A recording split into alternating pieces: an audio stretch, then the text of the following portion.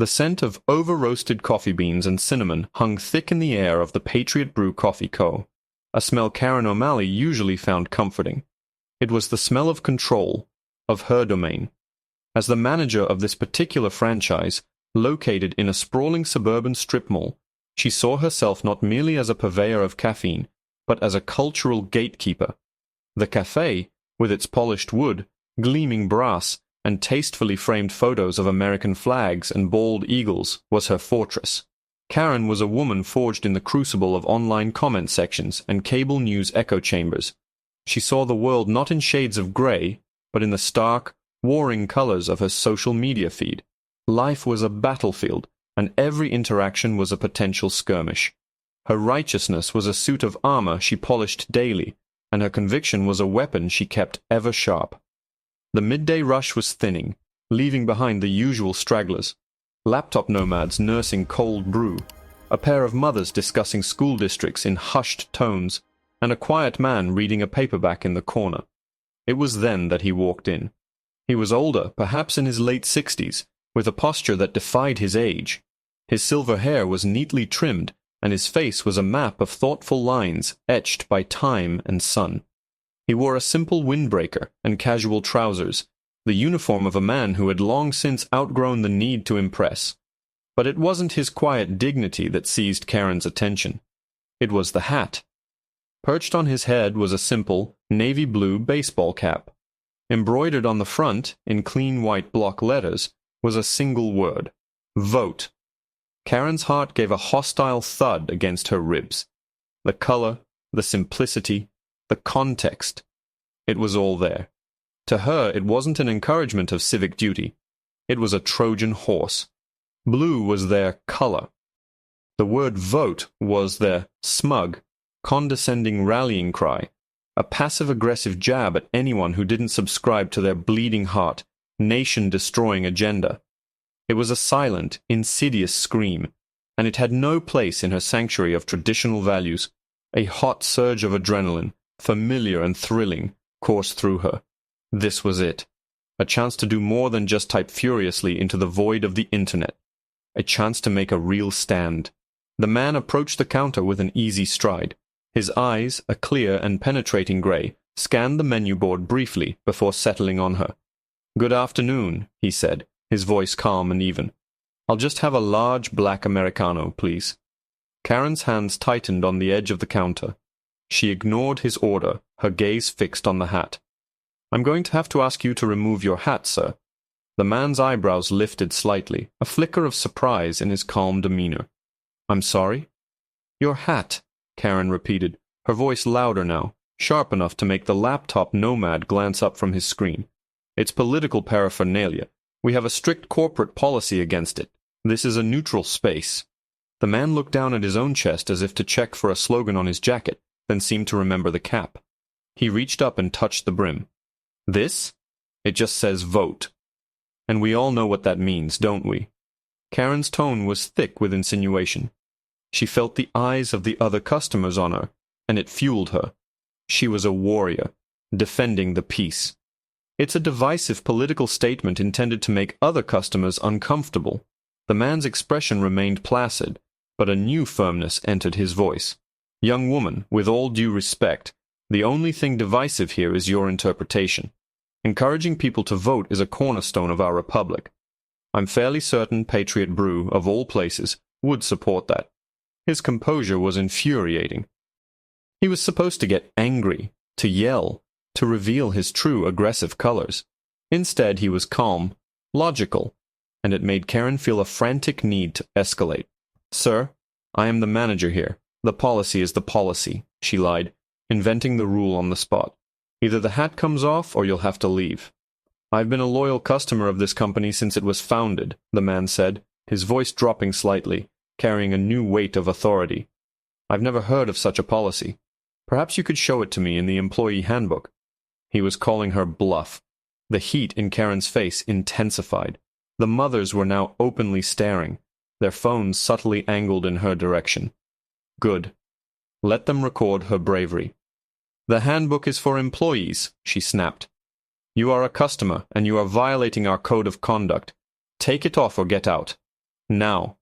The man sighed, a soft, weary sound of deep disappointment.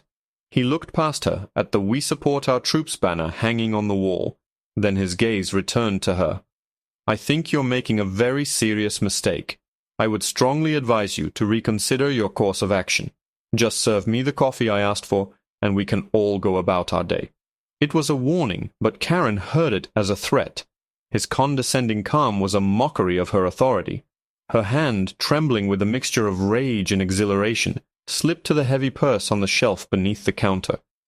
Her fingers found the familiar cool cylinder of the pepper spray she always carried. "I'm not asking again," she said, her voice a low growl. "Leave. This is private property." "I will leave," the man said calmly. "As soon as I've paid for the coffee I intend to purchase." He reached into his back pocket, his hand moving towards his wallet. For Karen, in her heightened state of righteous paranoia, the motion was not innocent. It was a reach, a threat, a final act of defiance. Time seemed to slow down. The glint of the overhead lights on his silver hair, the focused look in his gray eyes, the slow, deliberate movement of his hand, it all culminated in a single, explosive decision. "Get back!" she shrieked. With a practiced flick of her wrist, she brought the pepper spray up over the counter. Before the man could even register what was happening, she depressed the nozzle. A thick orange stream of oleoresin capsicum shot across the 2 feet of space and hit him directly in the face. The man staggered back with a choked cry, his hands flying to his eyes. The hat tumbled from his head and fell to the floor. The effect was immediate and brutal. He coughed violently, a deep, racking sound that tore from his lungs. The air filled with the acrid chemical sting of the spray, causing the other customers to gasp and recoil. Chaos erupted. One of the mothers screamed. The laptop nomad was already on his feet, his phone now recording openly. "What the hell is wrong with you?"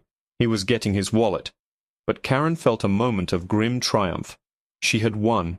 She had neutralized the threat. She stood, chest heaving, the pepper spray canister still clutched in her white-knuckled fist. The man had sunk to his knees, his body trembling from the shock and pain. Yet even in his agony there was a strange, disciplined control. He wasn't screaming curses or threats. He was trying to breathe, to systematically work through the pain. The wail of sirens grew from a distant cry to an immediate shriek. Someone had called the police. But before they could arrive, the front door burst open and a harried-looking man in a corporate polo shirt rushed in, his eyes wide with panic. It was David, the regional manager, who had been in a meeting just 2 blocks away when a frantic barista had called him. "Karen, what in God's name happened?" David yelled, his eyes taking in the scene, the terrified customers, the lingering orange haze in the air, and the figure of the manager standing like a wild-eyed sentinel over her victim. Then David's gaze fell upon the man on the floor. The blood drained from the regional manager's face. He went chalk white, his expression a mask of pure, unadulterated horror. He didn't run to Karen. He didn't try to control the crowd. He scrambled past the counter and dropped to his knees beside the coughing man, his movements filled with a frantic, desperate deference. "General Morrison!" David cried, his voice cracking with terror. "Sir! Oh my God, sir! Are you all right?" Karen's brain short-circuited. "General?" David fumbled to help the man, who was now slowly getting to his feet with the help of the laptop nomad. He wiped at his streaming, inflamed eyes with a handkerchief he'd pulled from his pocket. "I'll be fine, David," the man rasped, his voice raw but steady. "Just get me some water, and call security." Karen stared, her reality dissolving like sugar in hot water. The word general echoed in the sudden, ringing silence of her mind. It didn't make sense. This was just some liberal agitator, some enemy.